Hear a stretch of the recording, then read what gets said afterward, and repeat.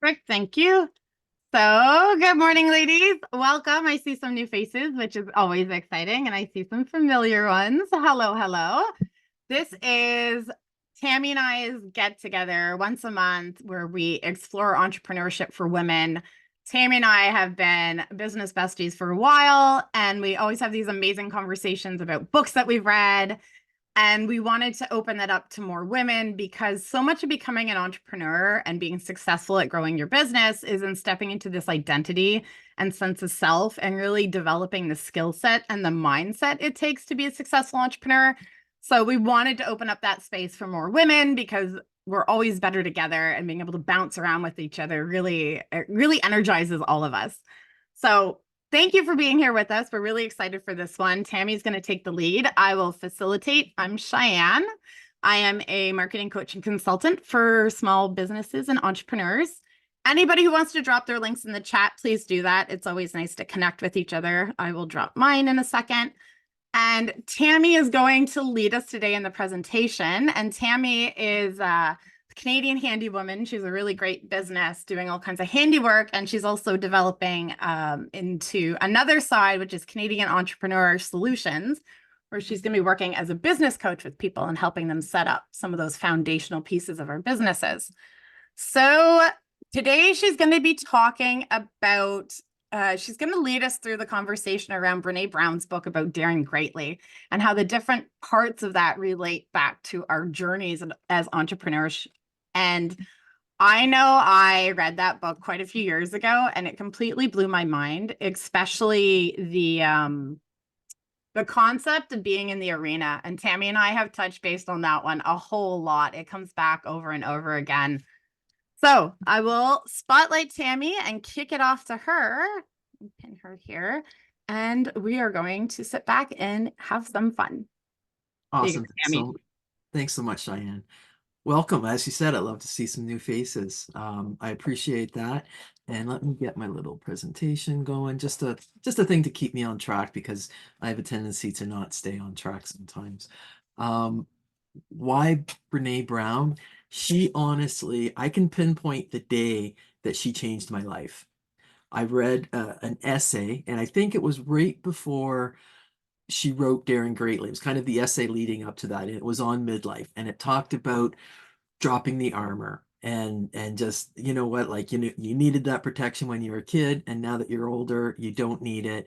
And when I read that, I wept, I cried at my desk because I knew I had so much armor and it wasn't doing me any good at this point, and it was holding me back. And then when I read Daring Greatly, it kind of explained what the armor was, and I was really able to start to implement some of her practices. And then I read Daring Leader, and that's when I was able to say, I can use this in the business world. And when I realized that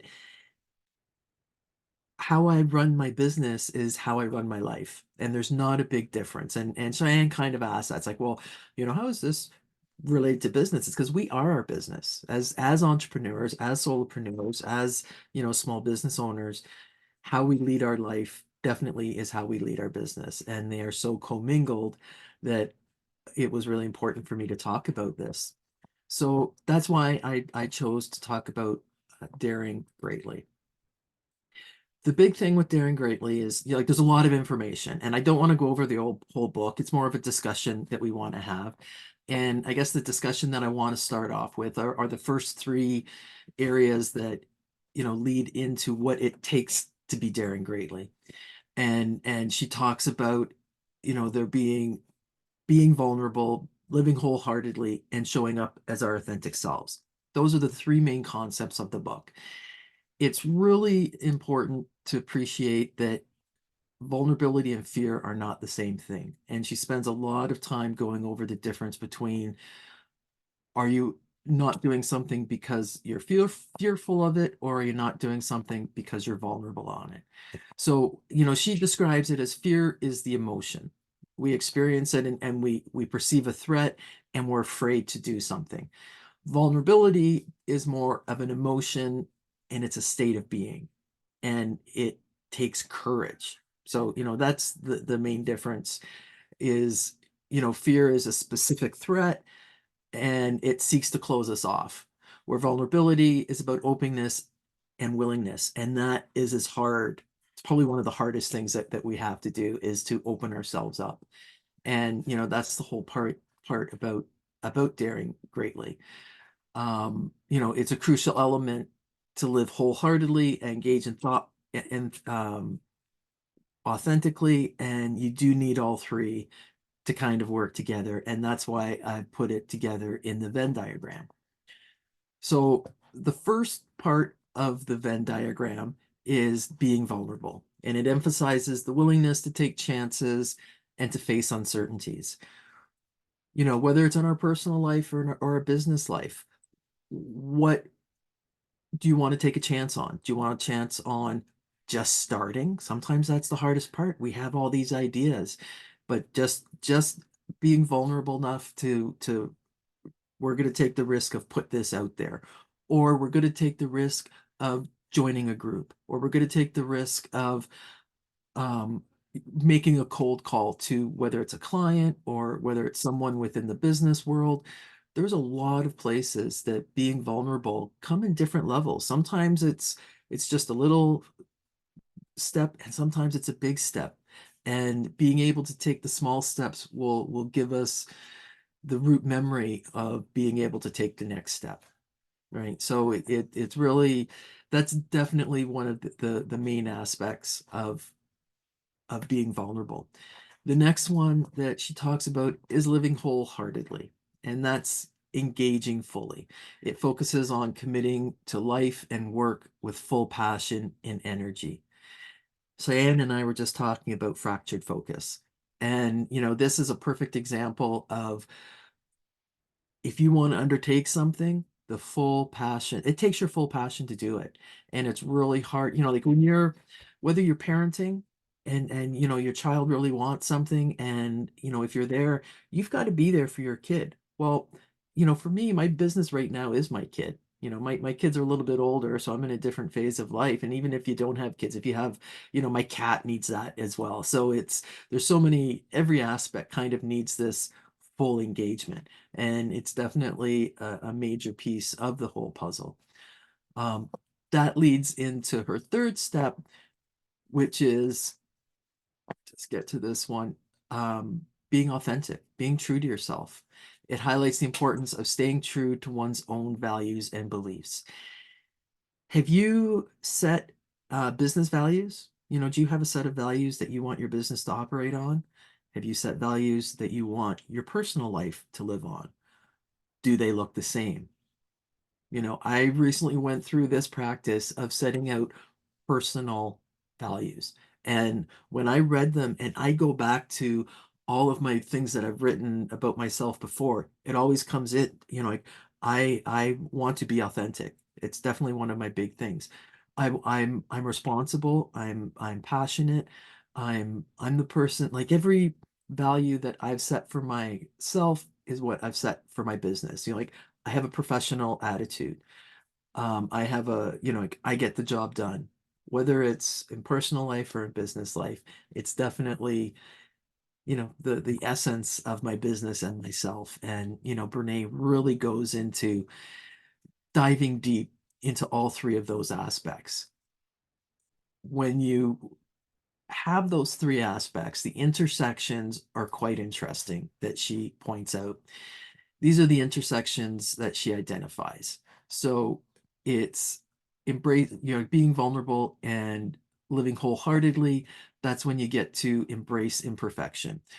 When you're in between the vulnerability and showing up authentically, it talks about genuine connections. And then living wholeheartedly and showing up as our authentic selves is where we cultivate courage. So it really needs all three to be able to discuss them.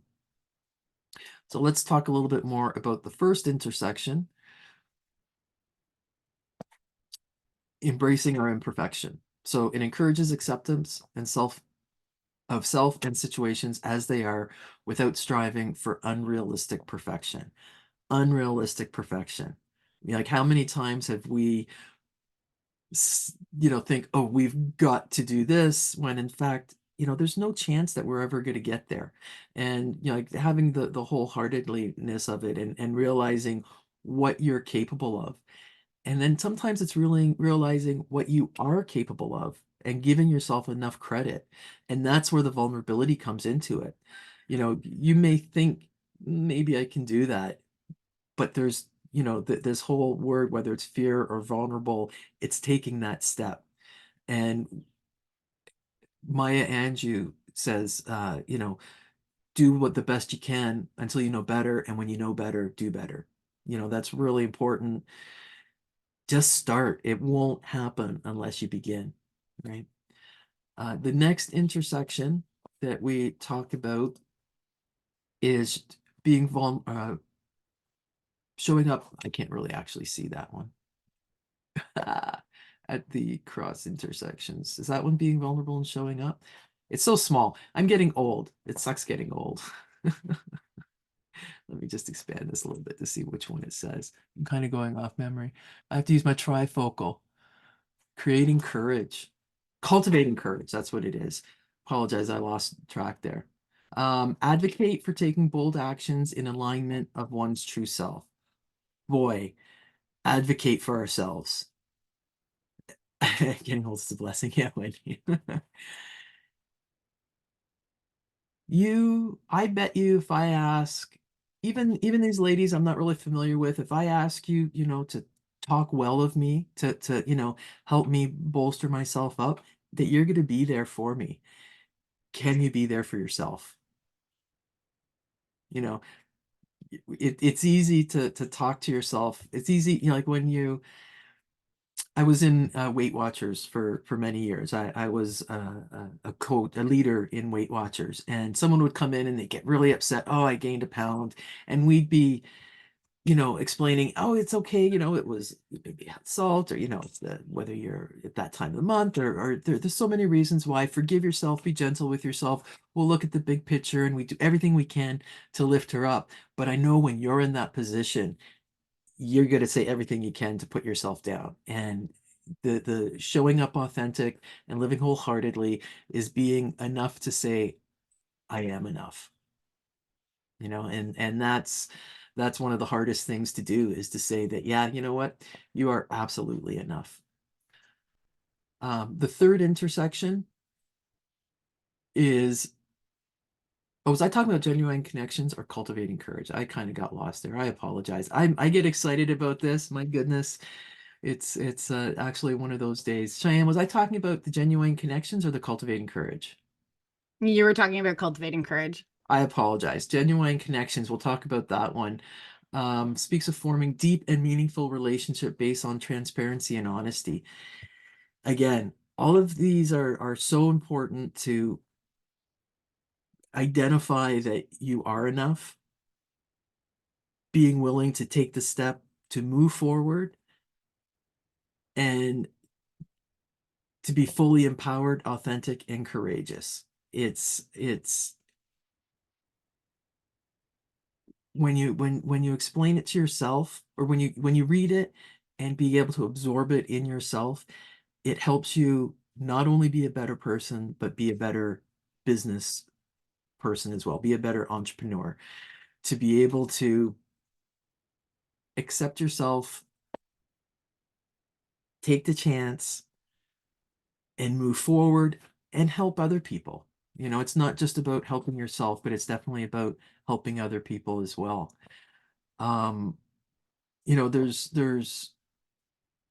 oh, let me get to the next one. And I guess this is all of them. Um, I got to make, this is a learning curve, and I definitely have to make these diagrams a little bit bigger. I apologize for the size. When I look at them on the one platform, it looks big enough, but I didn't actually put them into the other platform. So there's a learning curve. And this project of that Cheyenne and I are doing, this is a perfect example. We don't know what the heck we're doing. We just know that when we get together and we talk, and I say how I feel, and Cheyenne says how she feels or how she interprets it and how I interpret it, it's always different, but it's always good. And yeah, learning on the fly. hearing how other people interpret it is so important as well. And I think that's a big, one of the biggest aspects that I wanted to take away from this and what I wanted to share. Like, it's one thing when we read the book or whether it's an essay or a book or even a paragraph, and we can accept it, but just to hear someone else's little take on it definitely opens it up so that we can better understand the big picture. And being the person to change your point of view, I think is huge. And if you can accept that and have so being the person to change your point of view is incredible. Being the person to be able to describe to someone why you may want to change your view and being able to articulate is also an incredible feeling. So both sides of it are definitely um, the more we are, the more we learn. And I think on that, I'm just going to try and wrap it up. And I hope I was able to show my passion for Brene Brown. And I think that she opens up a sense of why I do this and explain that it's okay to just start messy. It's okay to be vulnerable. And that's one of the biggest aspects of her whole saying is, like, be vulnerable. Hope that makes sense to everybody out there. Thank you, Tammy. I love this conversation. And if anyone has any questions for Tammy, you can pop them in the chat and we'll have a little bit of a Q&A with Tammy. And then Tammy's got a reflective question that we're all going to take a turn answering after we do the little bit of Q&A. So I want to know, Tammy, you talked about the armor and how before you read Brene Brown, you recognized that you had a lot of armor on, and then you went through the process of removing some of that. What was the difference that you saw in your business when you did that? Like, how did you see it impact what you were hoping to accomplish? Every every phase of my business, every iteration of my business, I remove a little bit more armor and I think I'm able to grow. So depending on where I am in my business, and I'm still doing it today. Um, you know, Cheyenne and I just had a conversation. I have a client who's been a client of mine for 4 years. I'm thinking I don't want to take on that client anymore. Like, I'm in a different place in my business. I have a guilt. I don't want to not take on this client. But there's lots of reasons why. So the armor in that is, the kind of the I owe it to him. Do I owe it to him? He helped me get to where I am, but is he the person to get me to the next level? No, he's not. And being able to take this step and have the courage to say, no, I won't. Another armor that I had actually that kind of blew my mind. I had a client who asked for two different things, and I was able to help him with one of the service, but not the second service. And he really, really wanted the second service. And it's like, I can't. I can't do it until the end of May, and he needed it in the middle of the May. It's like it's just not possible. But I provided the first part of the service that he wanted. After I did that and he paid and we settled up, he gave me the best review I've had in a long time. That's like, dude, I totally, even though I didn't provide the service that he really wanted, he appreciated my professionalism and he knew that if I would have given him the thing that he wanted in the middle of the month, I would have had to disappoint another client, and I wasn't prepared to do that. And that's kind of my integrity and my core value that really led into that. It's incredible how we have a narrative in our head of what's gonna, build the positive reputation, but we can have it so backwards sometimes. And being willing to be courageous like that, and to be like, okay, I've set these values, I'm gonna do it, and kind of close your eyes and go in blind and hope for the best. And then you realize, no, that's actually what creates respect for people. And it's such a fascinating journey to go on. I've seen that myself. Can you talk to me about fear versus vulnerability? I really love that distinction. I am a big fan of making myself uncomfortable and being vulnerable and getting outside of my comfort zone and being able to really isolate what's fear versus vulnerability and maybe give us some examples of that. Fear is only a fear because you don't know about it, right? Like, if you're afraid to, and fear is something that it handcuffs us and doesn't allow to do something. But once we get to it, we've actually, like, conquered the fear. but then there might be a new fear in front of it. Oh, I don't know how to turn those silly things You've off. I conquered the apologize. fear. So somewhere that if someone knows how I can turn those off, please let me know. But because if I sit there like this, I'll do a thumbs up too, which is kind of sometimes it happens. There it is. I don't mean to do that.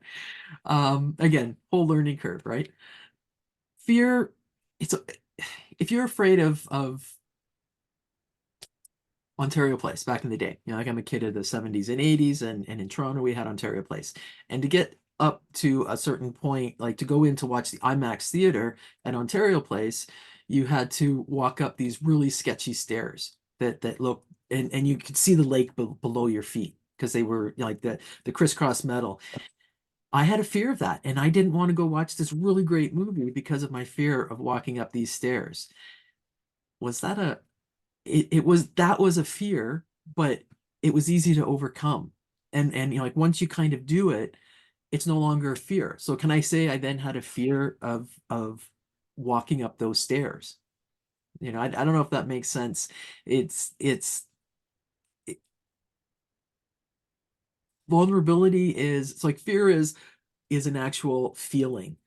Being the vulnerable part is, like if I had to stand up in front of the audience, a lot of people fear that as put that as fear, but it's actually opening yourself up to vulnerability because you are going to present yourself and be seen. And if that's an uncomfortable situation for you, then, that is the distinction between fear and vulnerability.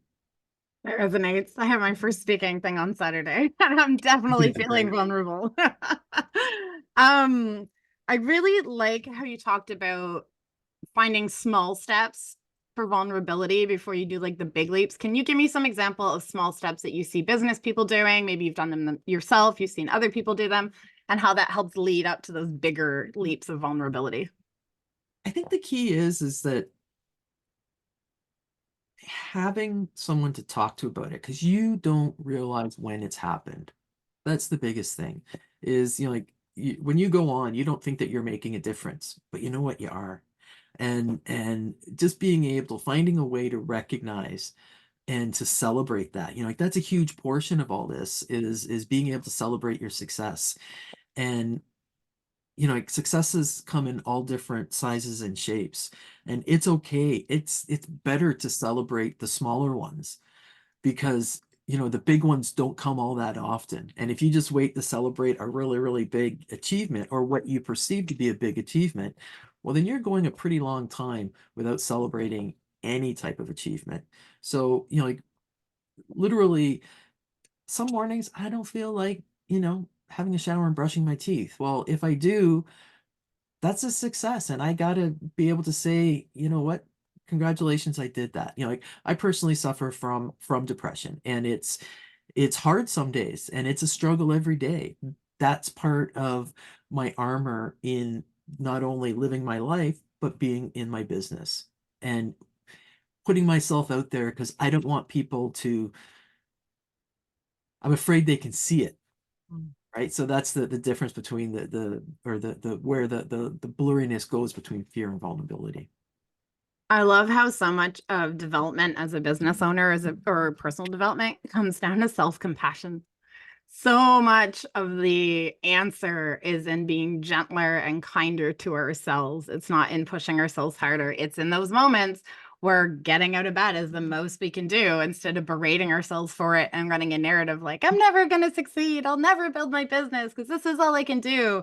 Turning those moments into something that actually fuels us and feeds us and saying, like, this is where I am. This is the reality. For whatever reason, things have combined that I am now in this low mood and low energy. What do I need to do for myself?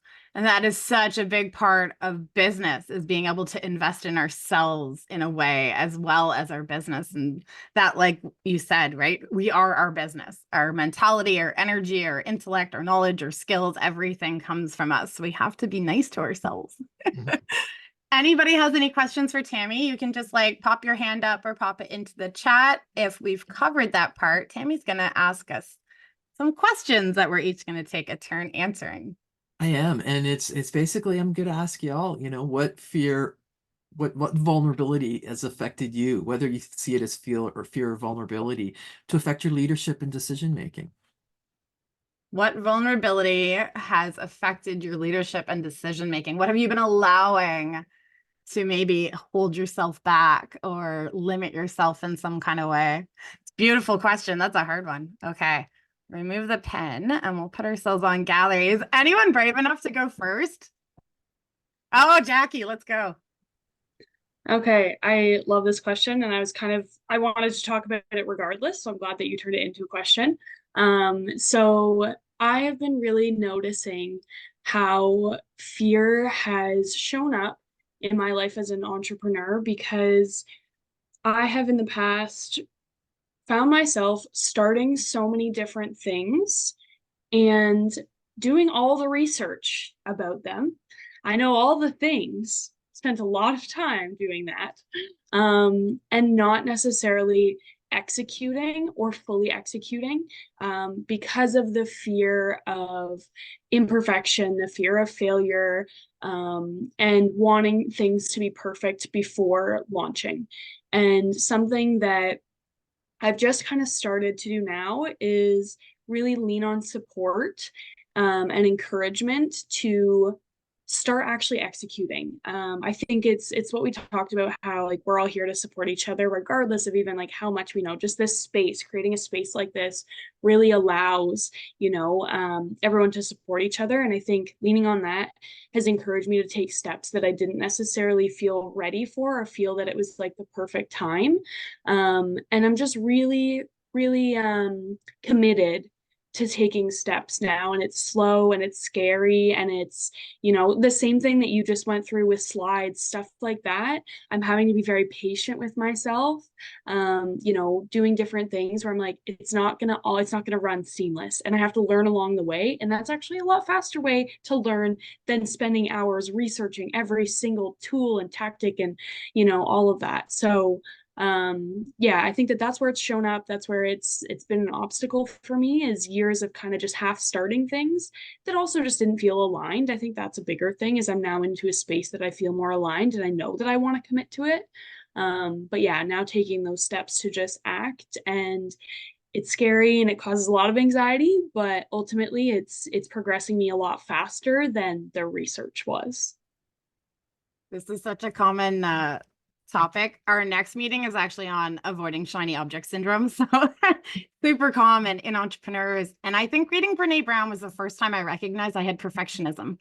That like diving into the research and the first steps is so easy because you do it behind closed doors. It's not visible. Whereas the moment you launch, you will fail publicly. And being hungry to fail publicly, like if you can get there, everything explodes for you. Tammy, do you want to add anything to Jackie's? You said you haven't read the book. All the words are saying are the book, but she puts it in a great order. I definitely recommend um just doing it, man. Just doing it.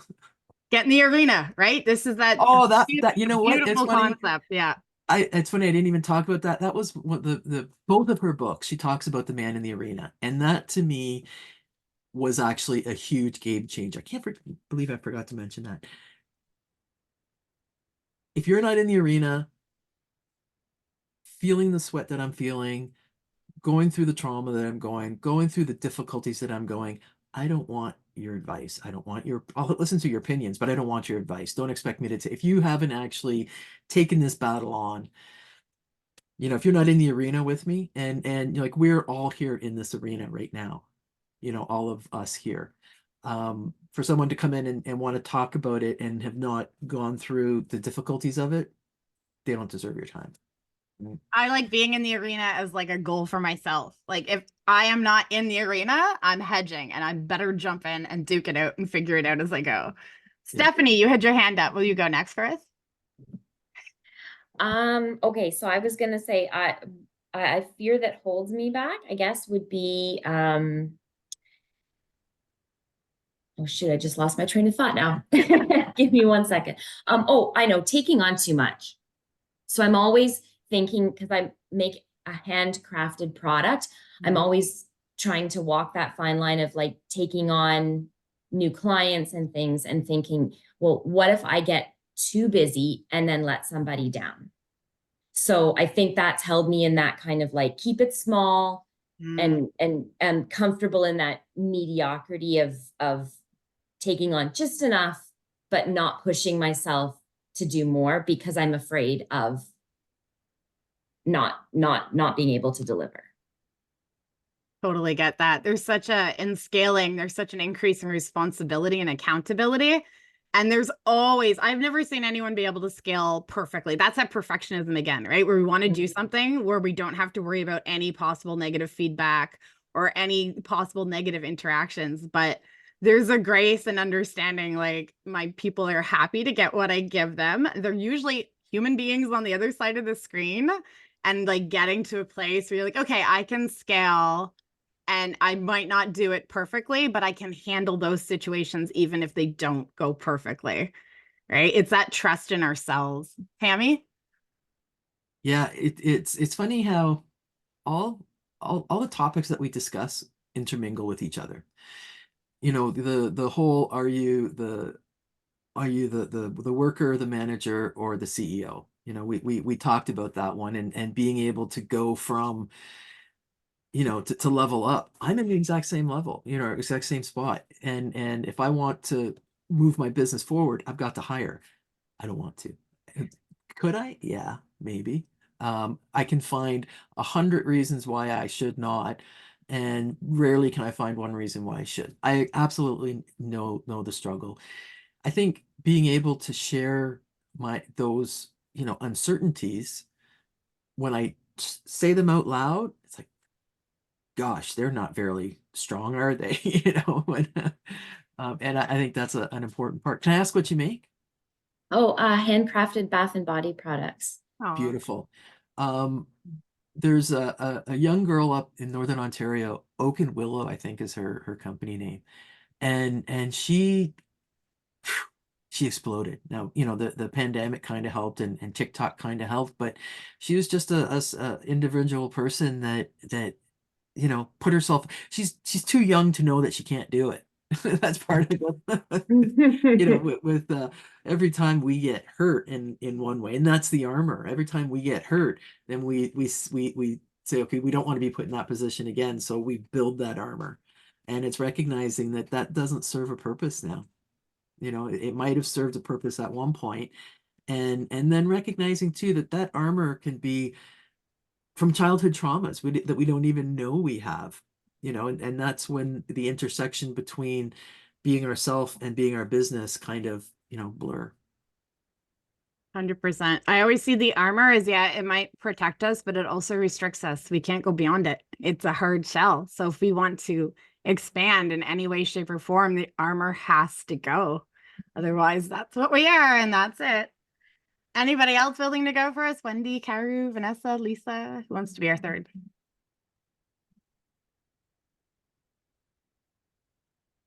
No. Tammy, do you have yours? Oh, Vanessa, let's go. I can do it. Yeah. I put to like quick write down so I can kind of articulate it a little bit more. So for me, I've always been like a behind the scenes kind of person. I love like supporting others, and I don't necessarily like to put my life on display. So a big part of my kind of holdup is like, I don't want to market myself. I don't want to be on social media. I don't want to be doing the things that you're supposed to do. So that's sort of been my excuse of not getting started. It's like, oh, well, I'm planning how I'll do my social media. I'm planning how I'll do this. And it's just sort of been a convenient way for me to not start my business. Is I'm just planning the social media part. That's where I'm really stuck. And I think I get like a lead on it, and then I'm like, I don't know. And I just kind of keep talking myself out of it. So that's where I'm the most uncomfortable. So I guess, yeah, it's that fear of like being vulnerable online. Cause I don't know. I don't like the overall message that Instagram sends to people. So it's like, do I really want to be on there? It's just such a struggle for me. So what would happen if you did put one post on? Nobody would see it. And what would be And wrong with that? I guess if nobody saw it, that would be better than people seeing it and sharing it in a bad way. So which is your real fear? Someone does see it or doesn't see it? That's a good question. Yeah, I don't know. I just have a really like I walk around the mall now and I'm like, don't make faces, don't do weird things because it's gonna end up on TikTok. And like I'm just like afraid to exist in the world now, which is strange. I get that. So I guess I'm afraid of like if I make a post, someone won't like it and it will be shared negatively, and then like my reputation will be gone. If that Wendy? So I was just going to say, if someone takes your post wrong, that might not be a bad thing, because I truly believe that being authentic is also about, showing who you are. And if something I say, I mean, I'm not trying to offend people, don't get me wrong. We don't want to offend people, but at the same time, like, you know what? If you are against something that is part of my values as a person, then I don't want to work with you. And if something I put out tells you that I'm not a good fit for you, that's almost a blessing, because again, not everybody is a fit for everybody, right? For sure. And if that's one way to like weed out the ones, and it doesn't mean they're a bad person, it just means that they're not a good fit for me. It's scary, but at the same time, it's like I welcome that to a degree. That's a great point. Vanessa, one thing that I found very interesting, I have an acquaintance and we are politically diametrically opposed. And I won't get to, like what side who's on what, but we're definitely politically diametrically opposed. But internally, we both have a high sense of value. We both have, professionalism. We get along great and we have amazing discussions about, this is what he thinks, this is what I think, and we agree to disagree. But I wouldn't have, if I didn't take the chance and start to talk to him, I know where he lies politically, and I still kind of put myself out there. And he is one of the best people that I've been able to sharpen my sense of discussion and to listen to his side, because understanding his side helps me in formulating, it was just interesting how it's something that, oh, I don't want to talk to that person. I know that, he's not, doesn't believe, he doesn't have all of my values. Well, it's not about, I judge the book by the cover, right? And we all know, and I hope Love to Kill a Mockingbird, and that's the one thing you got to stand on that porch sometimes and look through their shoes on what they're doing. I think SMART goals is also maybe something that you might want. Are you familiar with the SMART goal technology? that's like Small, the thing that measurable. we learned in high school or in Yeah, grade you know school what? about It goals. actually, so it's small, measurable, attainable, realistic, timely. Okay. So have a really small goal, and you got to be able to measure it. So by Tuesday, I'm going to post this. And attainable, can you post it? Yes. Like, is it realistic? Is it within your bailiwick to do it? Yes. Timely, make sure that there's a time limit, by Tuesday. And then the important thing when you've completed a SMART goal, and like we kind of talked about this, is celebrate it. Absolutely celebrate it. Whether it's just sitting there, it's like, damn, that was good. Sometimes that's all you need in a celebration. Sometimes it's taking a walk, sometimes it's having a drink of your favorite pop or wobbly pop or whatever. But I'll stop there. Lisa made a great comment in the chat about being social media avoidant. And ironically, there's three of us in marketing here on this chat, and all three of us I know are social media avoidant. And I would say, as a coach and consultant, it is the most common stumbling block I get in with people when they first come to me, because there is a stigma against social media. I do believe that we have the privilege of using it as a channel for a different type of messaging. But if it's not your vibe, there are so many other ways to build your business. And that is the beauty of owning the business in an authentic way, is you don't have to do social media. But the first like psychological process I always see is that there's a leadership energy we have to bring to stand up on social media and say, this is what I stand for, and this is what I believe in. And you're really claiming a space for that value system. So it's like, it is a big ask, and you will generate opposing energies for it. So you have to, like, sometimes when we're in business, we're that's not what we're trying to bring on. That's not what we're here for. So it's like finding a different way to do it. And there's all kinds of ways to do it. Jackie knows, Lisa knows, there's like a magic to marketing. Lisa, Cheyenne, can I just ask Lisa, what are you selling? I am a designer, interior design, so services, not product. Okay, and you do it locally? And I'm doing it locally, but also online through, and mainly I'm using my personal network. I honestly, I'm a privacy nut, ex-librarian privacy nut, and I had a bad experience with having somebody when I was living out west come at me hard for writing a feminist. So I used to do freelance writing as well, writing something with feminist views and getting photographs in my direct messages, very violent, very horrifying. And so I just thought, well, when I am creating my new business, I would like to activate my favorite personal way, since I'm not running publicity for a theater company here or doing this or that where it needs to be that kind of mass, but also their way. Like, this makes sense for me. So far, so good. But What do you want your you still have clientele to to put yourself be? out there, right? You still have to, with all of the vulnerability of like my designs, I have to show them to people. I have to show, and there's feedback and discussion and criticism all the time. I'm not saying that you have to absolutely put yourself out there, but it doesn't necessarily have to be on Instagram or Facebook or the places where there's a lot of anger and a lot of, right? So this is where I kind of excelled in my business, and I'm up by Bon Echo in North Frontenac, and up here, everyone's kind of 2 generations behind, and they don't like to use the internet because there isn't much internet up here, to be quite honest. I started using the local newspaper, and I still have people who I once a year I put in a little leaflet, and I still have people call me, I got your leaflet. And I know I've only put out 3 leaflets, and the calls I get from that. So it's just recognizing, like, I appreciate you don't have to do social media.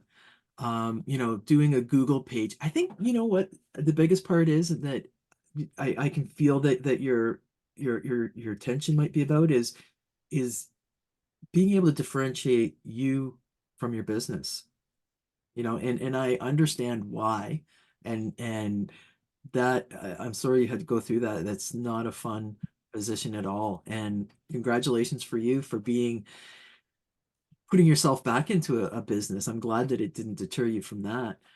And maybe that's the key, is just to be able to create the business in such a way that it doesn't personify your image until you allow the person to want to see your image. Perfect. What a beautiful conversation. I love all the way it intersects.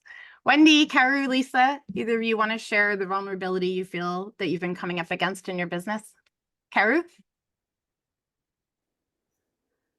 Hi, I don't have fear or vulnerability so much. I think I'm really tough, but I couldn't delegate, probably because I was, what's the word? Control freak. So, but my store, I sell tea, and my store is getting really busy. And then I thought, I can't do everything myself. I can't do it. So I hired 2 part-timers, and it was difficult to let things go. But it's been a year and a half, and we are doing great. And first year, I took 1 week vacation, and he agreed he's gonna run. And both of them has mental issues. They have social anxiety and blah blah blah. But they gain confidence. So first year he did by himself 1 week and no problem. So he gained confidence. And this year, just past month, and I took 2 weeks off, and it went so well. And the two works together now, and they do really well too. So I gain confidence too. So I can let go. So I thought that was really good. But long time ago, I learned not everybody will like me. Yeah, I was a tour guide and I was hosting radio show, and no matter what you do, you get bad comments. I got like F off. I didn't say anything, but I don't know, he or she didn't like my voice or my accent. I don't know. But no matter what you do, not everybody would like you. So I don't focus on these negative people. I just want surrounded by positive people for me. So, but you have to know, not everybody will like you. And then when I start my business, one sentence people start often was, "Oh, you know what you should do?" Yes. And oh, you should do this, you should do this about my store. And I say, "Oh, thank you." I just say, I take it, thank you. But in my head, you are not in my arena. Yeah, yeah, yeah. So yeah, that's all I say. For those who don't know, Karu's been in business like 20 years. She's so inspirational. Her energy is amazing. And I've watched you go through this process of like letting go of some of that control. And I have seen how vulnerable that has been for you. I'm so proud and I'm so happy to watch the results that you're getting out of it. And you know what? On that Venn diagram, that's the wholeheartedness. That's being able to look inside of yourself and say, okay, this is me being the roadblock. And it's been wonderful experiencing, watching the process, and I'm learning from Karu all the time. Oh, thank you, thank you. Oh, I should add one more. While ago, maybe 5, 6 years ago, I took Michael Hyatt's goal setting course, and then he put 2 more for goal setting. Tammy just mentioned SMART goal, right?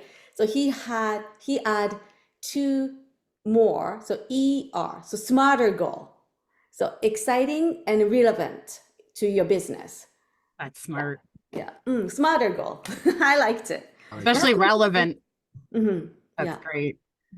Wendy, I believe, has stepped away for a second. Lisa, do you have anything that you find right now, vulnerability-wise, you're coming up against in your business? I know you're off camp. There we are. Yeah, I have my computer is rendering in the background and it's a bit loud. It sounds like a jet. I think, I find like right now I'm really focused on marketing to other businesses because one of my personal goals is to complete my supervised experience for my full registration. So I find that it's tough. Putting myself, I think that in that frame, because often I'm approaching people who they don't, because of I want to do it locally or locally-ish.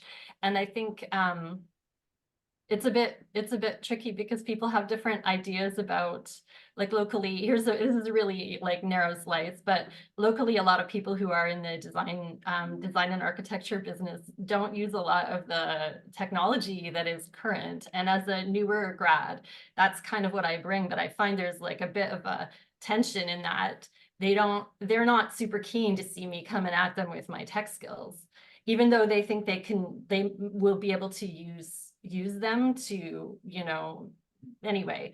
So there's a bit of I'm a bit nervous about how I make the approach because of I'm also neurodiverse and my social, like I'm awkward. I have learned to mask quite well, but I can be very awkward. So I find that this is I see people nodding, like, so the vulnerability is in knowing that I have this like potential something really like really awkward and really like I'm gonna look at somebody when I'm having a conversation with them and make them feel stupid, but I don't intend that. It's just that's the literal, the literal interpretation or the whatever I'm seeing coming through, and they don't know me. And then this sort of negotiating the technology chat and making sure that they feel valued, which is like, right. So I mean, I'm approaching them because I know that their experience is extremely valuable and I'm trying to offer, but a lot of people aren't seeing it that way. So I feel like quite, like all of that sort of stuff, right? I know, like, you all probably understand in the, in your various ways, like some of the sort of communications stuff is challenging when you own your business. You know that not everybody's gonna like you, like percent, right? But at the same time, you don't want to unintentionally offend somebody. Anyway, I'm gonna turn myself off now and I Lisa, love that.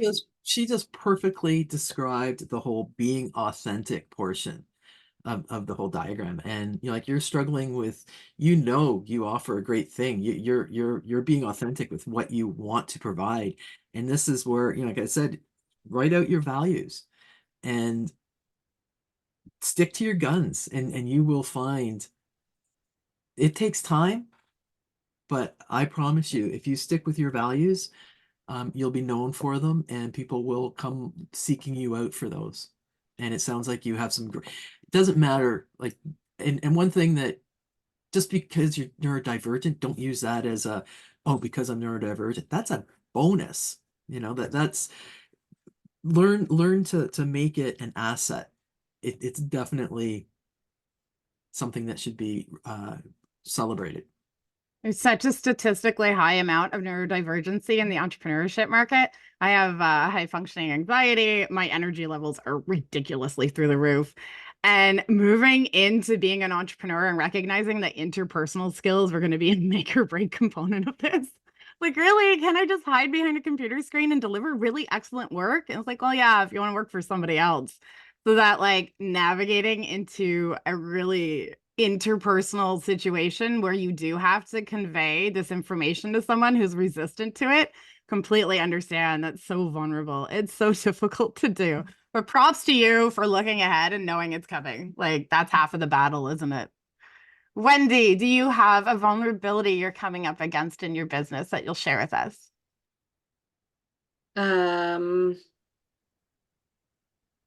Well, I mean, I think it's probably like we all talk about, right? The inner critic, the imposter syndrome, the you're not going to make it, which I truly don't talk to myself that way because I stop it when it starts. But I think that's always in all of our heads. Yeah. So much of it's universal, eh? Hey, Tammy? Yeah. Absolutely. It's funny, like my three core values: honesty, integrity, and reliability. That's, like that's always been all of my jobs that I've ever done in my life, the parenting method that I've always done. I'm in the process of selling my house. And when I live in a almost 100-year-old home now. And it's a little sketchy. When we bought it, we have a cistern. I don't even know what the hell a cistern was, right? But apparently it floods in the spring, and the buddy who sold us didn't tell us. And when the first spring happened, oh my God, it was a nightmare. I made sure my real estate agent put that in the listing, that this, I could not sell my house putting that kind of stress on someone else. And that is, the honesty, integrity that I have personally is what I do with my business as well. And that's really important. And like, I've actually written out the values. I write them everywhere to remind myself, and so that when I do something, it's like, oh yeah, that's why I'm doing it. It's not just to remind myself, but it's to be able to see that's why I'm doing this.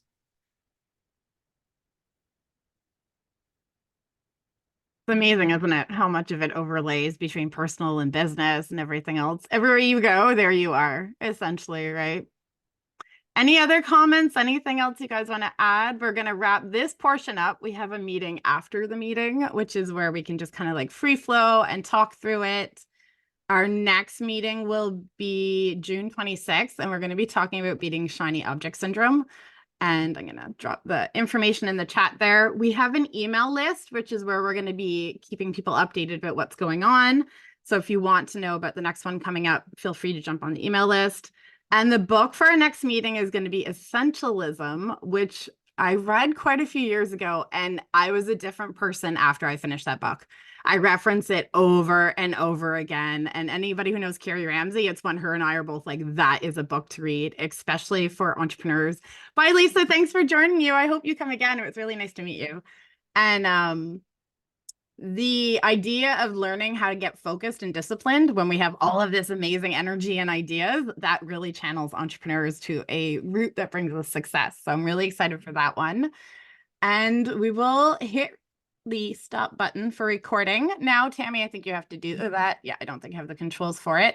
And then anyone